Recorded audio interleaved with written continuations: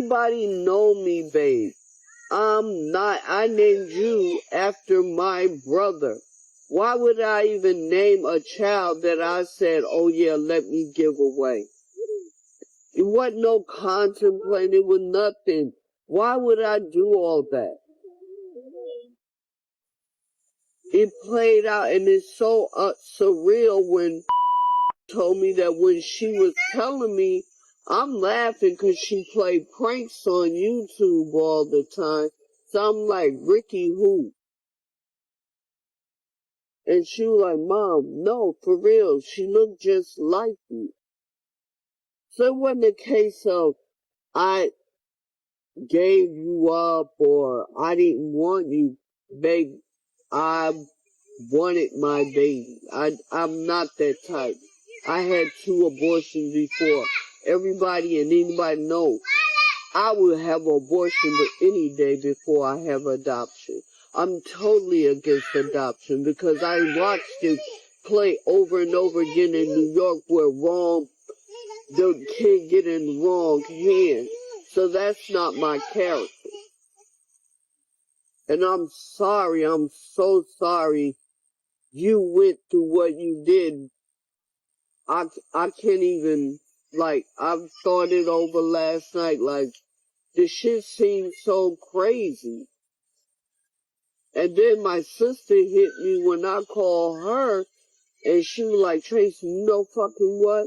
When I came to visit you, 'cause I thought you were in Sacred Heart, and when you told me don't come, I wound up in Sacred Heart. They told me you never checked in. All these years, I never knew that much. When she came and we finally went and picked her up, I'm like, I don't know, I can't even replay everything, but I thought she meant I couldn't find you. I never knew the hospital told her there were no record of me staying in the hospital at all. So, I don't know. It seems so surreal to me that when I found out you were alive, I didn't want to hear, I felt bad, but I was mad at him because the first thing came to my mind was, why would you tell me that on the phone? Why couldn't you come tell me in my face? The whole on Zoom? You on FaceTime. Oh, yeah, whatever she be. You weren't supposed to be on FaceTime. Yeah, I gathered that once I was on there. And I was furious about that. I'm like, FaceTime, are y'all kidding me? You weren't supposed to have a that. No, they knew when they called and that's why they asked me. They didn't want to call her.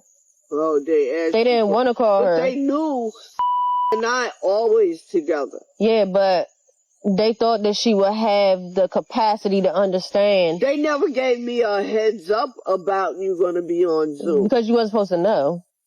Exactly. They never gave me a heads up. Right, you were gonna be on there. But no, she was texting. She was constantly texting them. She was like, she knew.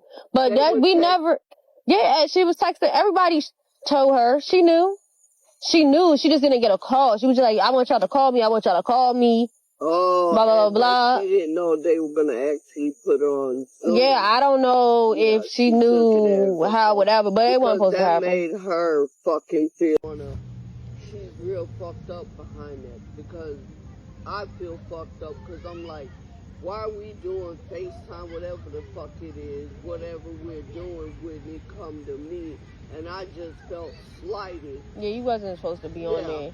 No, this was supposed to be just this. Slighted because I think, I don't know, I even called Kia.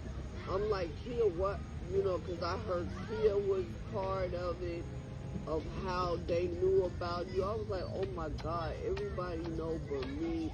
Nobody took consideration. Well, Kia only know because I came to her. That's what I'm saying. I didn't know the magnitude. Nobody sat down. It took for me to call Kia mom to get a hold of Kia. Me and Kia talked all the time.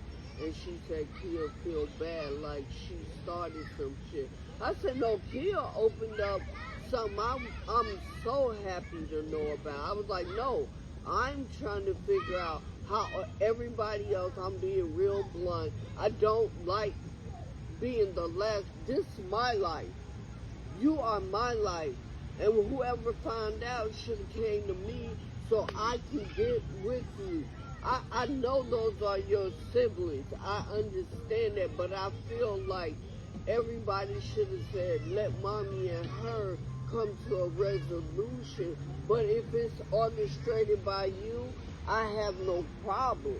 If But that's something you wanted to do, I now knowing I have no problem. But last night, oh my God, if you look, I got bags. I got no sleep, no peace. I talked to my brother, I talked to Kia mom, I literally kept everybody up. Like, how the fuck? Like, how the fuck? well, at the end of the day, Uncle Brian was reaching out to me consistently. He talks, and now he's about. But I never talked to him though. I never talked to him. Because it's like, oh my God, now it's like everybody knew, and I just feel. Nobody knew anything because I never opened up to anybody. Uncle Brian was reaching out, and I just felt like that was, you gotta be careful. I don't know him. Yeah. That wasn't what my uncle in my eyes. It was just an older man reaching out. Yeah. And he reached out on every platform. He found me on every, outside of Ancestry.com. He found me on Facebook. He wrote me. He found me on Instagram. He wrote me. He consistently wrote me on Ancestry, and I was like, how long this was going on? at least 2 months. At least 2 months. But he kept asking. He kept saying over and over again, we a match, we a match. I need to know who you are. I need to know who you are. And I'm just like, why a man want to know so bad who I am? Because I was on there because... Oh, so it wasn't like he really knew who you No, were. he didn't know who I was. He was trying to figure it out. He was like, so it tells you on there, percentages.